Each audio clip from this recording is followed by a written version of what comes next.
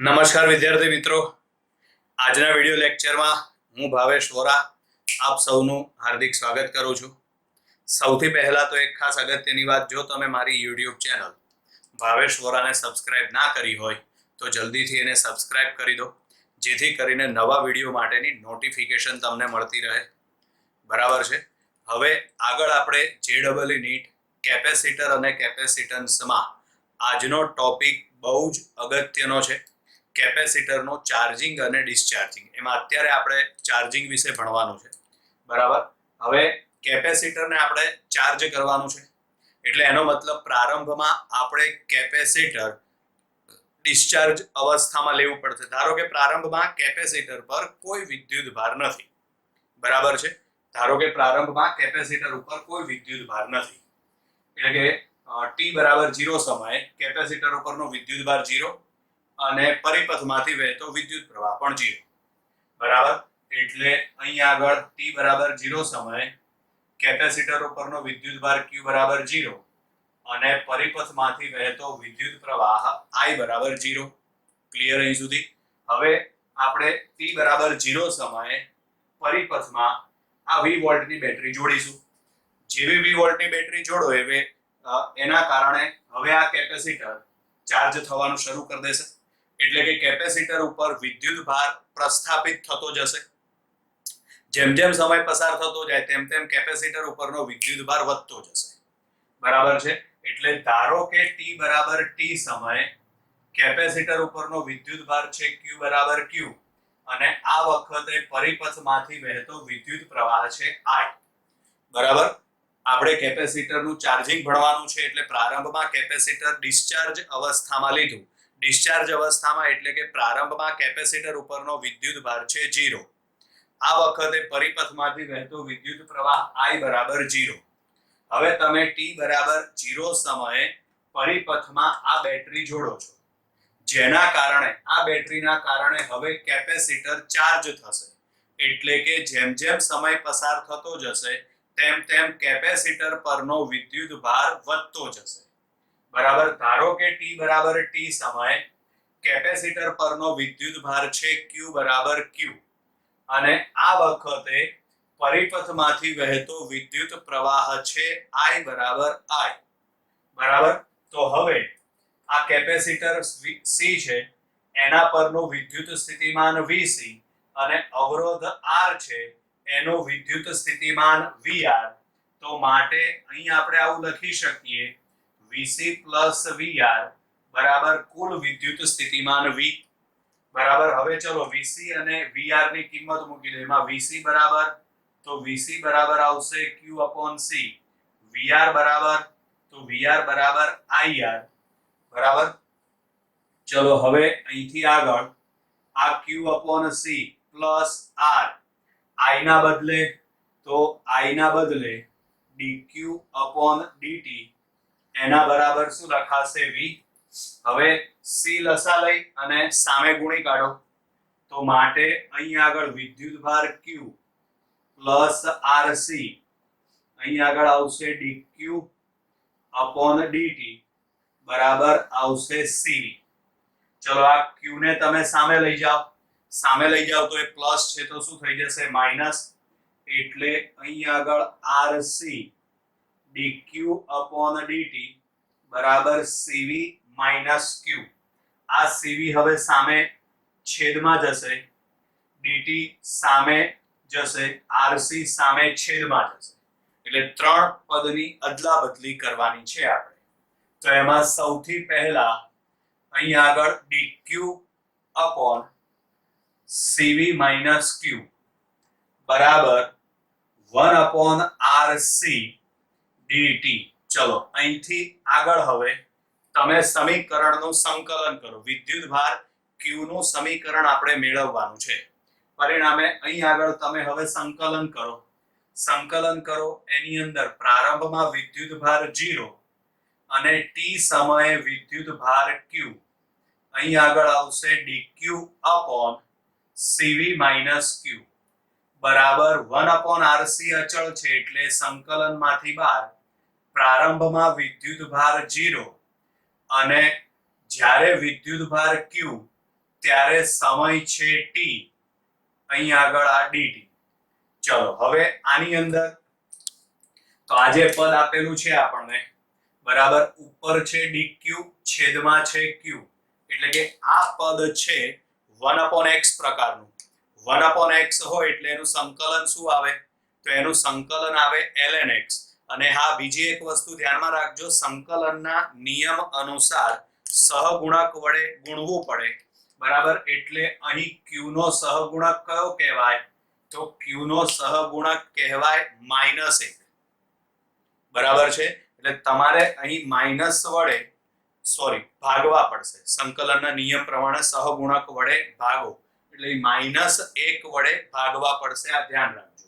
ચલો સૌથી પહેલા તો આ સમીકરણ 1/x પ્રકારનું છે એટલે ln cv - q આ પદ આવશે. સંકલનના નિયમ પ્રમાણે સહગુણક વડે ભાગો એટલે -1 વડે ભાગવાના થાય, એ માઈનસ નિશાની અહીં આગળ આવી ગઈ. ચલો આમાં આવશે 0 થી q લિમિટ 1/rc, dt નું સંકલન થશે t, 0 થી t. ચલો હવે આમાં સાદું રૂપ આપવા માટે પહેલા તમે અપર લિમિટ લખો એટલે આમાં આવે -ln cv - q. Lower limit લખો પ્લસ આની અંદર આવશે ln cv, બરાબર. અહીં આગળ આવશે 1/rc. અપર લિમિટ લખો એટલે t અને લોઅર લિમિટ લખો એટલે આવશે 0. ક્લિયર? આમાં ટપી પડી ગઈ. પહેલા અપર લિમિટ લખી, લોઅર લિમિટ લખીને આપણે સાદું રૂપ આપ્યું, બરાબર. આ પ્લસ વાળું પદ છે, આગળ લખીએ એટલે આમાં આવું આવશે ln cv ln cv - q બરાબર t/rc થાય. આ લોગ વાળા પદમાં માઈનસ છે, માઈનસ એટલે ભાગાકાર થઈ જશે એટલે cv - q બરાબર આવશે t/rc, બરાબર. અહીં આગળ ln આવશે આખા પદમાં આગળ. ચલો ln દૂર થાય એટલે સામેનું પદ ક્યાં જશે? e ના ઘાતમાં, કારણ કે આ નેચરલ લોગ આપેલો છે આપણને. તો માટે cv - q બરાબર e ના ઘાતમાં જાય એટલે e⁻t/rc થશે, બરાબર. આને સામે ગુણી નાખો અને આ e⁻t/rc છે એને છેદમાં લઈ જાઓ તો માટે cv e⁻t/rc બરાબર cv - q થઈ જશે. આને ઉપર લઈ જાવ એટલે ઘાત માઈનસ થઈ જશે તો માટે cv e⁻t/rc બરાબર cv - q. ચલો હવે આમાંથી તમે વિદ્યુતભાર q ને સૂત્રનો કર્તા બનાવી દો. ચલો સૂત્રનો કર્તા બનાવો એટલે અહીં આગળ q બરાબર cv e⁻t/rc આવશે. આમાંથી તમે cv કોમન કાઢો, cv કોમન કાઢો એટલે q બરાબર cv 1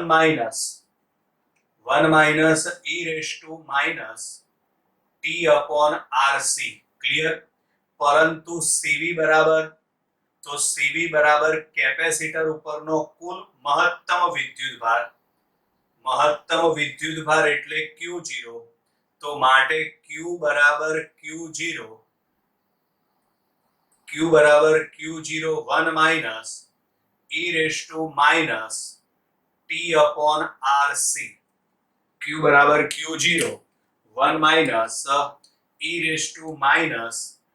e⁻t/rc આ વિદ્યુતભાર q નું સૂત્ર છે. એટલે કે આ સમીકરણ અનુસાર કેપેસિટર પરનો વિદ્યુતભાર સમય સાથે વધતો જશે, બરાબર. સમય સાથે એના મૂલ્યમાં શું થતો જશે? વધારો. સમજો, કારણ કે જેમ જેમ સમય પસાર થતો જાય ને આગળ માઈનસ છે પાછું, એ ધ્યાન રાખજો. જેમ જેમ સમય પસાર થતો જાય તેમ તેમ આ પદ ક્રમશઃ ઘટતું જશે. ઘટતું જાય એટલે બાદબાકી છે, બાદબાકીમાં પાછળનું પદ ઘટતું જાય એટલે બાદબાકીનો જવાબ વધતો જાય એટલે કે કેપેસિટર પરનો વિદ્યુત ભાર વધતો જાય. અહીં e વાળું પદ છે, આને કહેવાય ચર ઘાતાંકીય વિધેય. આ સમીકરણને કહેવાય ચર ઘાતાંકીય વિધેય. આના ઉપરથી આપણે એવું કહી શકીએ કે કેપેસિટર પરનો વિદ્યુત ભાર સમય સાથે ચર ઘાતાંકીય રીતે વધતો જાય છે. બરાબર છે, ચર ઘાતાંકીય વિધેય કહેવાય. એટલે આના ઉપરથી આપણે એવું કહી શકીએ કે આમ કેપેસિટર પરનો વિદ્યુત ભાર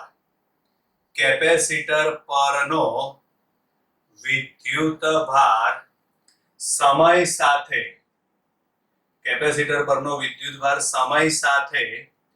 ચર ઘાતાંકીય રીતે વધે છે. કેપેસિટર પરનો વિદ્યુત ભાર સમય સાથે ચર ઘાતાંકીય રીતે વધે છે. બરાબર છે. અને બીજી એક વસ્તુ ધ્યાનમાં રાખો, ખાસ અગત્યની વસ્તુ છે. અહીં છેદમાં આરસી છે, બરાબર. આરસી બરાબર ટાઉ, જેને કહેવાય સમય અચળાંક. બરાબર, જેને ટાઉ વડે દર્શાવાય, ટાઈમ કોન્સ્ટન્ટ ઇંગ્લિશમાં કહેવાય, સમય અચળાંક કહેવાય. બરાબર, ટાઈમ કોન્સ્ટન્ટ આ બહુ જ અગત્યની વસ્તુ છે. બરાબર, ટાઈમ કોન્સ્ટન્ટ એટલે કે સમય અચળાંક, જેને ટાઉ વડે દર્શાવાય. બરાબર, આ કિંમત તમે ઉપર મૂકી દો તો અહીં આગળ આવશે q બરાબર q0 1 minus e raise to minus t upon tau થશે. એટલે આ વિદ્યુત ભાર q શોધવાનું સૂત્ર છે. આના ઉપરથી આપણે એવું કહી શકીએ કે વિદ્યુત ભાર q નું મૂલ્ય સમય સાથે ચર ઘાતાંકીય રીતે ઘટે છે. બરાબર, એક બીજી વસ્તુ વધે છે. હવે અહીં આગળ વિદ્યુત ભાર q વિરુદ્ધ સમયનો આલેખ. બરાબર, અહીં આગળ વિદ્યુત ભાર q વિરુદ્ધ સમયનો આલેખ. મહત્તમ વિદ્યુત ભાર કેટલો છે? તો મહત્તમ વિદ્યુત ભાર છે q0. સમય સાથે વિદ્યુત ભારમાં ચર ઘાતાંકીય રીતે વધારો થાય એટલે આ રીતે વક્ર તમારે આલેખ દોરવાનો. પણ આલેખ દોરો, ફરીથી દોરીએ એક વખત, થોડો લાંબો આલેખ દોરીએ આપણે.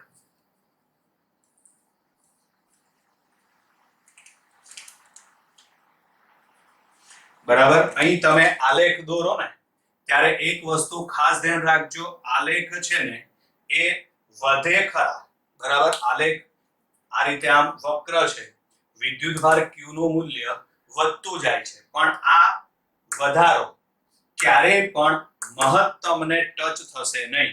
બરાબર, મહત્તમને ક્યારેય એ વસ્તુ અડાડવી જોઈએ નહીં. ચર ઘાતાંકીય વધારો હોય કે ચર ઘાતાંકીય ઘટાડો હોય, ચર ઘાતાંકીય આલેખમાં ખાસ ધ્યાન રાખવાનું, જો કિંમત વધતી હોય તો ક્યારેય પણ એ આલેખ મહત્તમને અડવો જોઈએ નહીં. અને જો ચર ઘાતાંકીય વિધેય પ્રમાણે કોઈ ભૌતિક રાશિનું મૂલ્ય ઘટતું હોય તો એ આલેખ આમ ઘટાડો દર્શાવવા માટે નીચેની અક્ષ એટલે એની મૂલ્ય ક્યારે 0 ના થાય. આ વસ્તુ ખાસ ધ્યાન રાખવાની. બરાબર છે. મોટા ભાગના વિદ્યાર્થી મહત્તમનો આલેખ અડાડી દેશે, પછી કે અમે તો વક્ર દોર્યો પણ આલેખ ખોટો આપ્યો એક્ઝામમાં. ખોટો જ પડે, કારણ કે કયો આલેખ છે? આ ચર ઘાતાંકીય આલેખ છે. ચર ઘાતાંકીય વધારો હોય તો એ વધારો ક્યારે મહત્તમને ટચ ના થવો જોઈએ. ઘટાડો હોય તો એ ક્યારે 0 એટલે કે આ નીચેની અક્ષને ક્યારે ટચ ના થવો જોઈએ. એનું કારણ કે જો કિંમત વધતી હોય તો એ કિંમત ઇન્ફિનિટિવ સમયે મહત્તમ થાય. કારણ કે તમે અહીં ટાઉ છે ને એના બદલે તમે કિંમત લખો, બરાબર છે, અથવા તો ઉપર જે સ્મોલ ટી છે એના બદલે કિંમત લખો ઇન્ફિનિટિવ. હવે માઇનસમાં છે એટલે એ પ્રમાણે સાદું રૂપ આપો તો આ પદ 0 થાય. પણ ક્યારે 0 થાય? જ્યારે ટી ઇન્ફિનિટિવ હોય ત્યારે. બરાબર, અને તો આ પદ 0 થાય તો આ નીકળી જાય, તો આ વખતે q બરાબર q0 આવે. ઇન્ફિનિટિવ સમય ક્યારે હોય જ નહીં. બરાબર, એટલે કે વિદ્યુત ભાર q મહત્તમ થશે જ નહીં. આ કોઈ પણ જગ્યાએ યાદ રાખવાનું, આ એક જગ્યાએ નહીં. આવા ઘણા બધા પદ તમે આગળ ભણી ગયા છો, વિચારજો. બરાબર છે, અને આગળ આવશે પણ ખરા. ચર ઘાતાંકીય વધારો હોય તો આલેખ મહત્તમને ના અડવો જોઈએ.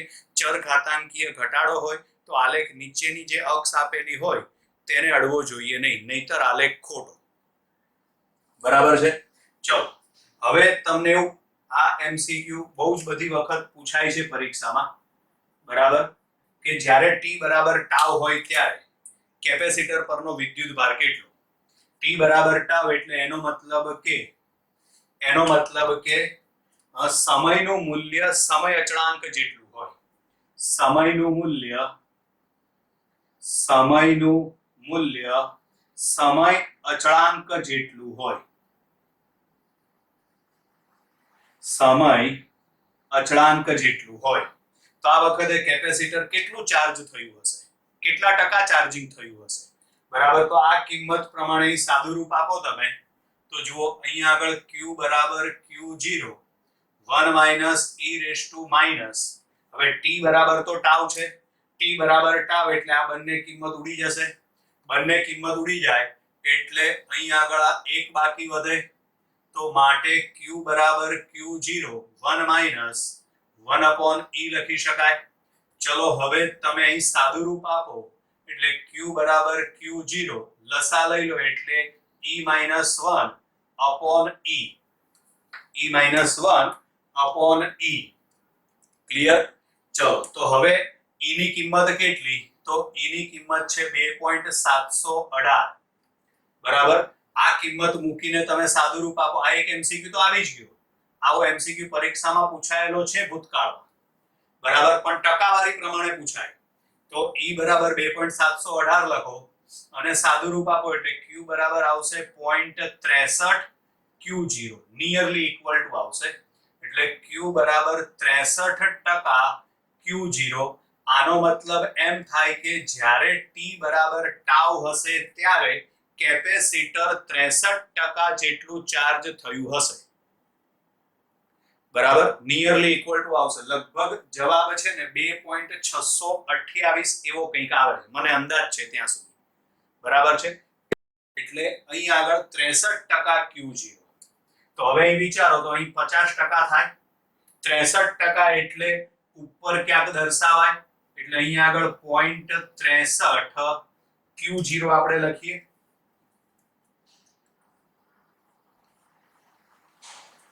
અહીં આગળ 0.63 Q0 આ કિંમત છે. બરાબર, હવે અહીંથી આગળ ડોટેડ લાઈન આમ લઈ લઈએ અને એ આલેખ અહીં દોરીએ તો આ t બરાબર કઈ કિંમત થશે? ટાઉ. બરાબર, પછી બીજો પ્રશ્ન એવો પૂછાય કે કેપેસિટર માટે હાફ ટાઈમ શોધો, અર્ધાયુ શોધો. હાફ ટાઈમ, બરાબર, હાફ ટાઈમ શોધો. બરાબર, એટલે કે અર્ધાયુ શોધો. બરાબર, તો પહેલા તો અર્ધાયુ કોને કહેવાય? તો કેપેસિટરને 50% ચાર્જિંગ થવા માટે લાગતો સમય એને અર્ધાયુ કહેવાય. બરાબર છે, હાફ ટાઈમ એટલે કે અર્ધાયુ. તો આ વખતે કેપેસિટર 50% ચાર્જ થયું હશે. આ વખતે કેપેસિટર 50% ચાર્જ થયું હશે.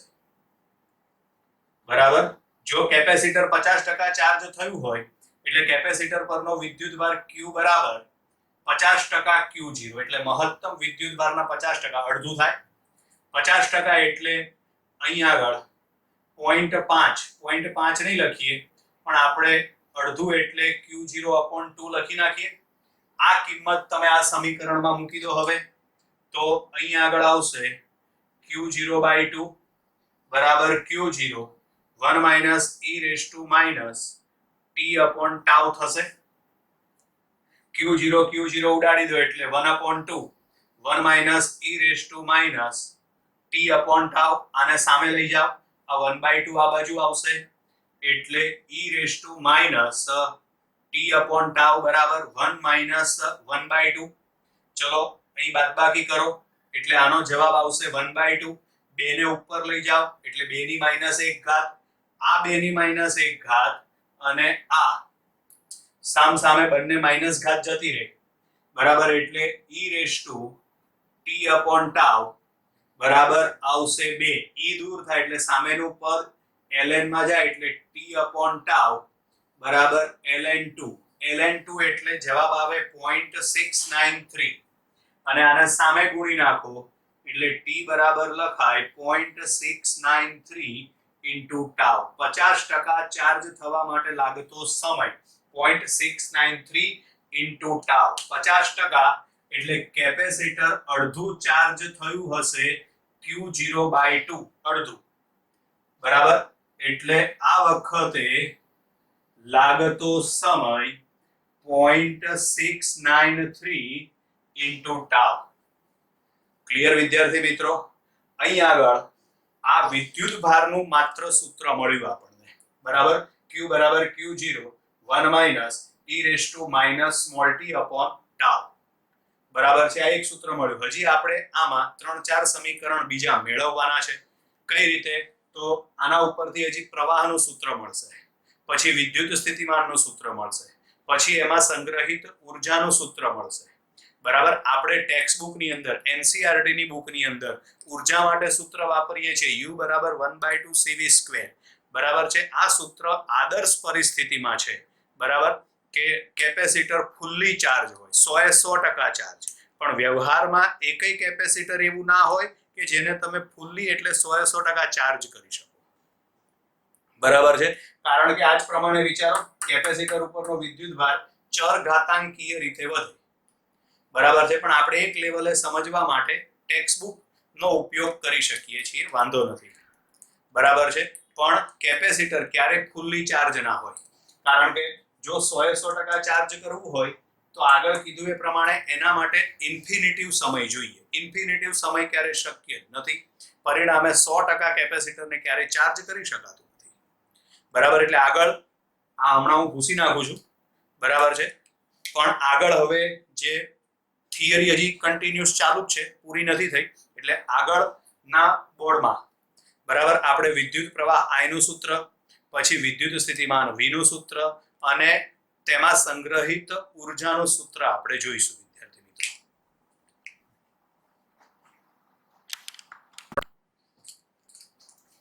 નમસ્કાર વિદ્યાર્થી મિત્રો, ચલો હવે આપણે આગળ અધૂરી થિયરી પૂર્ણ કરીએ. આપણે આગળ વિદ્યુતભાર Q નું સમીકરણ જોયું હતું. એમાં વિદ્યુતભાર Q સમય સાથે ચર ઘાતાંકીય રીતે ઘટે છે. પછી t બરાબર ટાઉ એટલે કે સમયનું મૂલ્ય સમય અચળાંક જેટલું હોય ત્યારે કેપેસિટર કેટલા ટકા ચાર્જ થશે? 63%. અર્ધાયુ એટલે કેપેસિટરને અડધું ચાર્જ થવા માટે લાગતો સમય t બરાબર 0.693 ઇન્ટુ ટાઉ. ચલો હવે આગળ આપણે વિદ્યુત પ્રવાહનું સૂત્ર જોઈએ. આપણી પાસે ચાર્જિંગ વિદ્યુતભાર Q નું સૂત્ર છે. Q બરાબર Q0 1 minus e raise to minus t upon RC. ચલો આનું વિકલન કરો એટલે વિદ્યુત પ્રવાહ I મળી જાય, એટલે I બરાબર dq અપોન dt થશે. તો અહીં આગળ d અપોન dt કિંમત લખી નાખો Q0 1 minus e raise to minus t upon RC આવું થશે. ચલો અહીં આગળ વિદ્યુત પ્રવાહ I બરાબર Q0 અચળ છે એટલે વિકલનમાંથી બહાર કાઢો. એકનું વિકલન શું આવશે? 0 e raise to minus t upon RC. તો e રેઝ ટુ x હોય તો એનું વિકલન e રેઝ ટુ x જ આવે, એટલે અહીં આગળ e raise to minus t upon RC બરાબર. પરંતુ વિકલનના નિયમ અનુસાર તમારે સહગુણક વડે ગુણવું પડે એટલે આવશે -1 અપોન RC. બરાબર છે, આ 0 તો નીકળી જશે, આ માઇનસ એટલે પ્લસ થઈ જશે. તો માટે I બરાબર અહીં આગળ આવે Q0 upon RC e raise to minus t upon RC. હવે Q0 અપોન RC, તો Q0 અપોન RC એટલે કે મહત્તમ પ્રવાહ, પરિપથમાંથી વહેતો મહત્તમ વિદ્યુત પ્રવાહ. તો માટે I બરાબર I0 e raise to minus t upon RC. RC બરાબર ટાઉ લખાય, તો I0 e raise to minus t upon tau. બરાબર, એટલે આની અંદર આનો મતલબ એમ થાય કે જેમ જેમ સમય પસાર થતો જાય ને, બરાબર છે, તેમ તેમ વિદ્યુત પ્રવાહના મૂલ્યમાં ક્રમશઃ ઘટાડો થતો જશે. બરાબર, કઈ રીતે ઘટાડો થશે? તો સમય સાથે વિદ્યુત પ્રવાહના મૂલ્યમાં ચર ઘાતાંકીય રીતે ઘટાડો થશે. બરાબર, એનું કારણ કે તમે અહીં આગળ t બરાબર 0 લખો. બરાબર, એટલે 0 આવશે. કોઈ પણ સંખ્યાની 0 ઘાત એટલે જવાબ 1 આવે, એટલે I બરાબર શું આવશે I0 બરાબર અને તમે અહીં ઇન્ફિનિટિવ લખો બરાબર છે ઇન્ફિનિટિવ થશે પણ ઘાત માઇનસમાં છે એટલે e raise to minus infinitive થાય e raise to minus infinitive એટલે 1 upon e raise to infinitive થાય હવે કોઈ પણ ઇન્ફિનિટિવ ઘાત એટલે છેદ લગભગ ઇન્ફિનિટિવ એટલે જો છેદ ઇન્ફિનિટિવ એટલે એનો જવાબ શું આવશે 0 બરાબર એટલે આ ચાર્જિંગ પ્રવાહનું સૂત્ર છે આનો મતલબ એમ થાય કે ચાર્જિંગ પ્રવાહ પરિપથમાંથી વહેતો પ્રવાહ સમય સાથે ચર ઘાતાંકીય રીતે ઘટે છે બરાબર કેપેસિટર પરનો વિદ્યુતભાર સમય સાથે ચર ઘાતાંકીય રીતે વધે પરિપથમાંથી વહેતો વિદ્યુત પ્રવાહ પરિપથમાંથી વહેતો વિદ્યુત પ્રવાહ સમય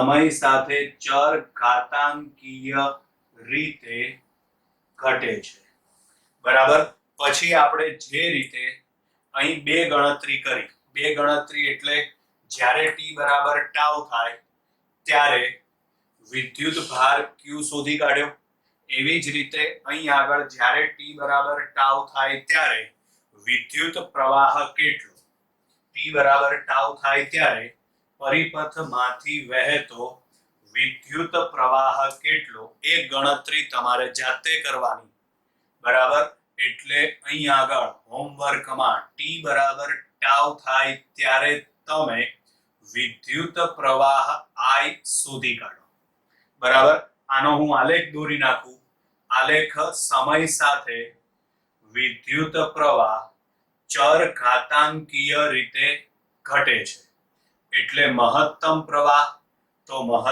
પ્રવાહ I0 પછી જેમ જેમ સમય પસાર થાય તેમ આ વિદ્યુત પ્રવાહ સમય સાથે ચર ઘાતાંકીય રીતે ઘટે બરાબર કીધું એ પ્રમાણે ચર ઘાતાંકીય ઘટાડો હોય ત્યારે આ આલેખ અહીં નીચે આ અક્ષને અડવો જોઈએ નહીં બરાબર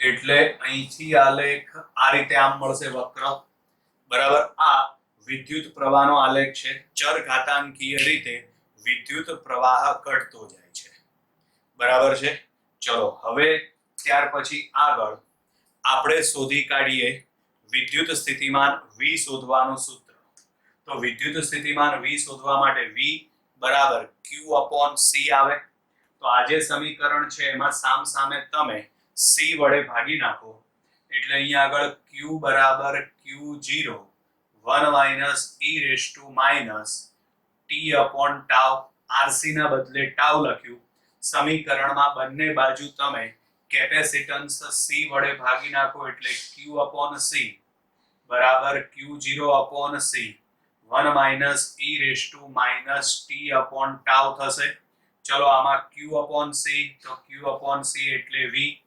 Q0 upon C એટલે કે V0 1 minus e raised to t upon tau આવશે બરાબર એટલે આ વિદ્યુત સ્થિતિમાન V0 મળી ગયું આપણને કેપેસિટર પરનું વિદ્યુત સ્થિતિમાન આ સૂત્ર અનુસાર બદલાતું જશે બરાબર હવે કેપેસિટરમાં સંગ્રહિત ઉર્જા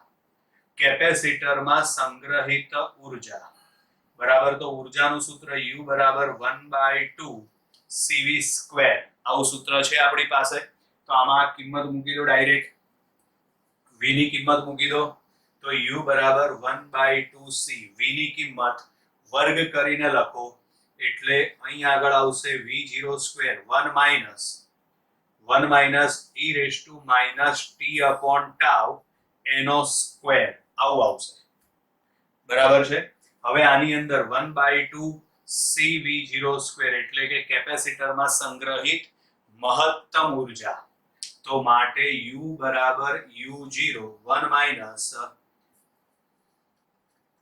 e raised to minus t upon tau એનો સ્ક્વેર બરાબર એટલે આ સંગ્રહિત ઉર્જા U0 નું સૂત્ર મળ્યું આપણને બરાબર એટલે ટોટલ 4 સમીકરણ થશે પહેલું આવશે વિદ્યુત ભાર Q નું સમીકરણ આ મેઇન સમીકરણ છે એના ઉપરથી બીજા સમીકરણ આપણને સરળતાથી મળી પણ જાય. બીજું છે આ પ્રવાહ I, બરાબર, આને કહેવાય ચાર્જિંગ પ્રવાહ, બરાબર. પછી વિદ્યુત સ્થિતિમાન V અને પછી છેલ્લે આવશે સંગ્રહિત ઉર્જા U, બરાબર. આ 4 સૂત્ર યાદ રાખવાના. હવે આગળ આવશે કેપેસિટરનું ડિસ્ચાર્જિંગ, બરાબર. જેમ આ મોટી થિયરી છે એમ કેપેસિટરનું ડિસ્ચાર્જિંગ થિયરી પણ મોટી છે વિદ્યાર્થી મિત્રો. Bye bye.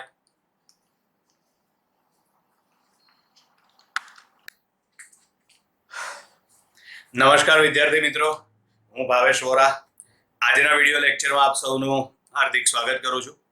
આગળના વિડિયો લેક્ચરની અંદર આપણે કેપેસિટરનું ચાર્જિંગ ભણ્યા. હવે આગળની થિયરી છે કેપેસિટરનું ડિસ્ચાર્જિંગ. હવે કેપેસિટરનું ડિસ્ચાર્જિંગ ભણવું હોય એટલે એનો મતલબ એમ થાય કે કેપેસિટરને પ્રારંભમાં સંપૂર્ણ ચાર્જ કરેલું રાખવાનું. કેપેસિટર પ્રારંભમાં સંપૂર્ણ ચાર્જ કરેલું એટલે એનો મતલબ કે t બરાબર 0 ત્યારે આ વખતે કેપેસિટર ઉપરનો વિદ્યુતભાર q બરાબર q0, બરાબર. પછી જેમ જેમ સમય પસાર થતો જશે તેમ તેમ આ કેપેસિટર અવરોધ મારફતે ડિસ્ચાર્જ થતું જશે, બરાબર છે. એટલે કે ધારો કે t બરાબર t સમયે કેપેસિટર ઉપરનો વિદ્યુતભાર q બરાબર q છે, બરાબર. t બરાબર 0 સમય એટલે કે પ્રારંભિક અવસ્થામાં કેપેસિટર ઉપરનો વિદ્યુતભાર q બરાબર q0 છે, એટલે કે કેપેસિટર ઉપરનો વિદ્યુતભાર મહત્તમ છે, બરાબર. t બરાબર t સમયે કેપેસિટર ઉપરનો વિદ્યુતભાર q બરાબર q એટલે કે જેમ જેમ સમય પસાર થતો જશે તેમ તેમ આ કેપેસિટર અવરોધ મારફતે ડિસ્ચાર્જ થશે, બરાબર. તો ચલો હવે ધારો કે આપણે કોઈ t અવસ્થા માટે t સમયની અવસ્થા માટે ગણતરી કરીએ તો અહીં આગળ કેપેસિટરનું વિદ્યુત સ્થિતિમાન Vc અને અવરોધનું વિદ્યુત સ્થિતિમાન છે VR, બરાબર. તો આપણે કિર્ચોફના નિયમ ઉપરથી Vc VR બરાબર 0 લખી શકીએ, બરાબર. કારણ કે આમાં બેટરી જોડવાની ના હોય. બેટરી ક્યારે જોડવાની હોય? જ્યારે કેપેસિટરનું ચાર્જિંગ કરવાનું હોય ત્યારે. આ તો ડિસ્ચાર્જિંગ છે. ડિસ્ચાર્જિંગ એટલે કેપેસિટર પ્રારંભમાં ચાર્જ કરેલું લીધેલું જ છે, એટલે પ્રારંભમાં કેપેસિટર ઉપરનો વિદ્યુતભાર સૌથી વધારે હશે, મેક્સિમમ હશે. પછી જેમ જેમ સમય પસાર થતો જાય તેમ તેમ કેપેસિટર છે ને એ અવરોધ મારફતે ડિસ્ચાર્જ થતું જાય, બરાબર છે. એટલે કે કેપેસિટર પરનો વિદ્યુતભાર સમય સાથે ઘટતો જશે. એટલે આપણે અહીં આગળ લીધું t બરાબર 0 ત્યારે કેપેસિટર ઉપરનો વિદ્યુતભાર છે q બરાબર q0. જ્યારે t બરાબર t ત્યારે કેપેસિટર ઉપરનો વિદ્યુતભાર છે q બરાબર q, બરાબર. ધારો કે આ વખતે એટલે t બરાબર t સમયે કેપેસિટરનું વિદ્યુત સ્થિતિમાન Vc અને અવરોધનું વિદ્યુત સ્થિતિમાન VR છે. તો માટે Vc VR બરાબર 0 થશે. તો માટે Vc બરાબર સૂત્ર લખીએ, ચલો. Vc બરાબર આવશે q/c અને VR બરાબર આવશે IR, એના બરાબર 0. ચલો હવે આમાં કિંમત લખી નાખો. તો માટે q/c પ્લસ r, I ના બદલે આપણે dq/dt લખીએ, એના બરાબર શું આવશે? 0. ચલો આ q/c છે ને એને તમે સામે લઈ જાઓ તો એ પ્લસ છે તો માઈનસ થઈ જશે. તો માટે r અહીં આગળ dq/dt બરાબર માઈનસ q/c થશે. હવે આ જે q છે એને છેદમાં લઈ જાઓ, આ dt ને તમે સામે લઈ જાઓ, r ને તમે છેદમાં લઈ જાઓ, બરાબર. એટલે સમજો આ dq છે ને એને આપણે ફેરફાર કરેલો નથી. હવે આ q છે એને તમે છેદમાં લઈ જાઓ એટલે આ મૂકી દીધા અહીં આગળ q. હવે આ માઈનસ m ના m, ચલો આ r છે એને સામે છેદમાં લઈ જાઓ એટલે અહીં આગળ આવશે rc. આ dt છે એને સામે લઈ જાઓ એટલે અહીં આગળ આવશે dt. ચલો હવે કુલ વિદ્યુતભાર શોધવા માટે તમે સમીકરણનું સંકલન કરો. વિદ્યુતભાર q નું સૂત્ર મેળવવાનું છે ને, પરિણામે આપણે સંકલન કરીએ આ લિમિટ પ્રમાણે સંકલન કરો, બરાબર. જો એનું સંકલન કરવામાં આવે તો અહીં આગળ આવશે q 0 થી q. ચલો ને અહીંયા ઉપર જ લખીએ, બરાબર. એટલે અહીંયા આગળ આવશે q0 થી q, આ 1/q dq, બરાબર, -1/rc તો અચળ છે ને, સંકલનમાંથી બહાર. અહીંયા આગળ આવશે 0 થી t dt. ચલો હવે 1/q નું સંકલન કરો એટલે ln q આવશે. અહીંયા આગળ આવશે q0 થી q, બરાબર, આ થશે -1/rc, dt નું સંકલન થશે t 0 થી t. તો માટે અહીંયા આગળ પહેલા તમે અપર લિમિટ લખો એટલે ln q, લોઅર લિમિટ લખો એટલે ln q0, બરાબર, -1/rc, અપર લિમિટ લખો એટલે t અને લોઅર લિમિટ લખો એટલે 0, બરાબર. અહીં ln એટલે લોગ વાળા પદ છે ને, માઇનસ છે એટલે શું થઈ જશે, ભાગાકાર થઈ જશે. માટે અહીં આગળ આવશે ln q/q0, બરાબર, -t/rc, બરાબર. ln દૂર થશે એટલે સામેનું પદ ક્યાં જશે, e ના ઘાતમાં. તો માટે અહીં આગળ આવશે q/q0, બરાબર, e⁻t/rc. q0 ને સામે ગુણી નાખો એટલે આપણને વિદ્યુતભાર q નું સૂત્ર મળી જાય. એટલે q બરાબર q0 e⁻t/rc,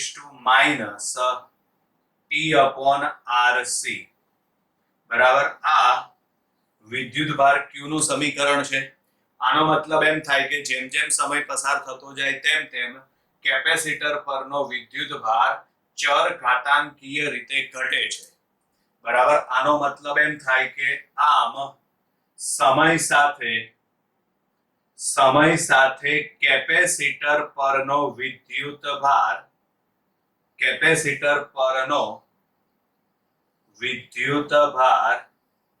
સમય સાથે ચર ઘાતાંકીય રીતે ઘટે છે, બરાબર. આમ કેપેસિટર ઉપરનો વિદ્યુતભાર સમય સાથે ચર ઘાતાંકીય રીતે ઘટે છે, બરાબર છે. એટલે જો એનો આલેખ દોરવામાં આવે તો, બરાબર, એનો આપણે આલેખ દોરીએ તો અહીં આગળ વિદ્યુતભાર q વિરુદ્ધ સમય t નો આલેખ છે, બરાબર. મહત્તમ વિદ્યુતભાર, તો મહત્તમ વિદ્યુતભાર છે q0, બરાબર. જેમ જેમ સમય પસાર થતો જાય તેમ તેમ કેપેસિટર પરનો વિદ્યુતભાર છે ને ઘટતો જશે, બરાબર. આગળ પણ કીધેલું છે, ફરીથી કહી દઉં, આ કયો ઘટાડો છે, ચર ઘાતાંકીય ઘટાડો. ચર ઘાતાંકીય ઘટાડો હોય તો આ જે આલેખ છે નીચેની અક્ષને અડવો જોઈએ નહીં. જો ચર ઘાતાંકીય વધારો હોય તો એ આલેખ મહત્તમ કિંમતને અડવો જોઈએ નહીં. આ વસ્તુ ખાસ ધ્યાન રાખવાની, બરાબર. પછી આની અંદર તમારે બે વસ્તુ જાતે ગણવાની છે, બરાબર. આગળના વિડિયો લેક્ચરમાં આપણે એ વસ્તુ તમને ગણાવેલી છે એટલે અત્યારે હું તમને જાતે ગણવા આપું છું, બરાબર. આમાં rc ને શું કહેવાય છે, તો rc ને સમય અચળાંક કહેવાય છે, બરાબર. એટલે તમે q બરાબર q0 e⁻t/τ લખી શકો, જ્યાં ટાઉ બરાબર શું લખાશે, rc, જેને કહેવાય સમય અચળાંક એટલે કે ટાઈમ કોન્સ્ટન્ટ, બરાબર. ગણતરી શું કરવાની, તો ગણતરીની અંદર પહેલા તો t બરાબર ટાઉ માટે તમે q મેળવી લો, બરાબર. અને પછી અર્ધ આયુ સમય મેળવો. અર્ધ આયુ સમય એટલે કેપેસિટરને 50% ડિસ્ચાર્જ થવા માટે લાગતો સમય. કેપેસિટરને 50% ડિસ્ચાર્જ થવા માટે લાગતો સમય. બે ગણતરી કરવાની. પહેલી ગણતરી t બરાબર ટાઉ માટે કરવાની, બરાબર. અને બીજી ગણતરી તમારે 50% ડિસ્ચાર્જ માટે કરવાની. એટલે કે આ સમીકરણમાં તમારે q બરાબર શું લખવાનું, Q0/2 અને પછી ગણતરી કરવાની, બે ગણતરી કરવાની છે. આ બંને ગણતરી આપણે ચાર્જિંગ વખતે કરેલી જ છે, અત્યારે જાતે કરવાની છે. બરાબર. ચલો આગળ. હવે આપણે જો વિદ્યુત પ્રવાહનું સૂત્ર મેળવવું હોય તો આ વખતે વિદ્યુત પ્રવાહનું સૂત્ર મેળવવા માટે Q બરાબર Q0 e−t/RC છે. ચલો વિદ્યુત પ્રવાહ I બરાબર dq/dt લખાશે. અહીં આગળ d/dt. ચલો Q ની કિંમત લખો તો આમાં આવશે Q0 e−t/RC થશે. માટે વિદ્યુત પ્રવાહ I બરાબર, ચલો આ Q0 અચળ એટલે વિકલનમાંથી બહાર, બરાબર. e⁻x હોય તો એનું વિકલન શું થશે? e⁻x જ થશે. એટલે અહીં આગળ e−t/RC, પરંતુ વિકલનના નિયમ અનુસાર તમે સહગુણક વડે ગુણો એટલે આમાં આવશે -1/RC વડે ગુણી નાખ્યા. માટે વિદ્યુત પ્રવાહ I બરાબર -Q0/RC e⁻t/RC. ચલો Q0/RC એટલે આ થશે મહત્તમ વિદ્યુત પ્રવાહ, I0 લખાશે. તો માટે I બરાબર I0 e⁻t/RC થશે. ચલો એટલે આ વિદ્યુત પ્રવાહનું સૂત્ર મળી ગયું. આગળ માઈનસ લખવું પડશે ને અહીંયા આગળ. ચલો આ માઈનસ એટલે એનો મતલબ કે વિદ્યુત પ્રવાહ વિરુદ્ધ દિશામાં વહે છે. માઈનસ નિશાની એવું દર્શાવે છે. બરાબર. જો આનો આલેખ દોરવામાં આવે, બરાબર, અને અહીં આગળ આ કિંમત છે, બરાબર, એટલે એનો મતલબ એમ થશે કે જ્યારે t બરાબર 0 હશે, સમજજો ધ્યાનથી, જ્યારે t બરાબર 0 હશે, બરાબર, ત્યારે આ પદ 0 થઈ જશે આખું. ગમે તે સંખ્યાની 0 ઘાત એટલે જવાબ 1 આવે એટલે I બરાબર શું આવશે? -I0. I બરાબર શું આવશે? -I0. પરિણામે જો એનો આલેખ દોરવામાં આવે, બરાબર, આ વિદ્યુત પ્રવાહ I છે, વિરુદ્ધ સમય t છે, અહીં આગળ છે -I0, બરાબર. એનો આપણે આલેખ દોરીએ, બરાબર, તો એ આલેખ આપણને આ રીતે મળે છે, બરાબર છે. આ આલેખ અહીં અડવો જોઈએ નહીં. ક્લિયર? આ વિદ્યુત પ્રવાહનો આલેખ થઈ ગયો. હવે આગળ આપણે વિદ્યુત સ્થિતિમાનનું સૂત્ર મેળવીએ. ચલો અહીં લખી નાખીએ. વિદ્યુત સ્થિતિમાનનું સૂત્ર આપણે મેળવીએ. ચલો તો વિદ્યુત સ્થિતિમાન V બરાબર Q/C આવે. ચલો Q ની કિંમત મૂકી દો તો અહીં આગળ આવશે Q0/C e⁻t/RC. આપણે આ સમીકરણમાં Q ની કિંમત લખી. હવે આમાં Q0/C એટલે મહત્તમ વિદ્યુત સ્થિતિમાન V0. માટે V બરાબર V0 e⁻t/RC થશે. આ વિદ્યુત સ્થિતિમાનનું સૂત્ર થઈ ગયું. ચલો પછી કેપેસિટરમાં સંગ્રહિત ઊર્જા. તો ઊર્જાનું સૂત્ર U બરાબર 1/2 CV². તો અહીં આગળ U બરાબર 1/2 C. V ની કિંમત લખો. આ કિંમત અહીં મૂકી દો, પણ વર્ગ થશે એટલે આ થશે V0² e⁻t/RC. એની કેટલી ઘાત થશે? 2. ઘાતની પણ ઘાત એટલે ઘાતનો શું થશે? ગુણાકાર. ગુણાકાર કરો એટલે આમાં આવશે 2t/RC, બરાબર. આમાં 1/2 C V0² એટલે આ થશે મહત્તમ ઊર્જા U0. એટલે U0 e⁻2t/RC. એટલે આ ઊર્જાનું સૂત્ર થઈ ગયું. બરાબર, ક્લિયર વિદ્યાર્થી મિત્રો? અહીં આગળ એટલે કે આ કેપેસિટરનું ચાર્જિંગ અને કેપેસિટરનું ડિસ્ચાર્જિંગ બંને થિયરી આપણી પૂર્ણ થઈ. અહીં આગળ મોસ્ટ આઈએમપી થિયરી છે JEE નીટ માટે, કોમ્પિટિટિવ એક્ઝામ માટે, એટલે તમે ધ્યાનથી તૈયાર કરજો વિદ્યાર્થી મિત્રો. બરાબર છે. અહીં આપણે આજનો વિડીયો લેક્ચર પૂર્ણ કરીએ છીએ. Bye bye.